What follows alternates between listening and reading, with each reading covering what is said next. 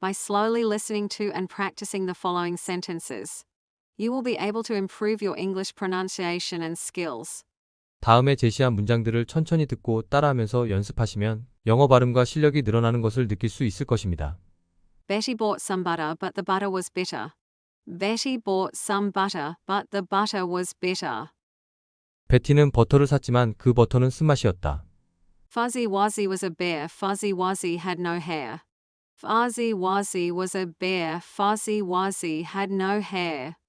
퍼지워지는 곰이었고 퍼지워지는 털이 없었다. If two witches were watching two watches, which witch would watch which watch? If two witches were watching two watches, which witch would watch which watch? 만약 두 명의 마녀가 두 개의 시계를 보고 있다면 어느 마녀가 어느 시계를 볼까요?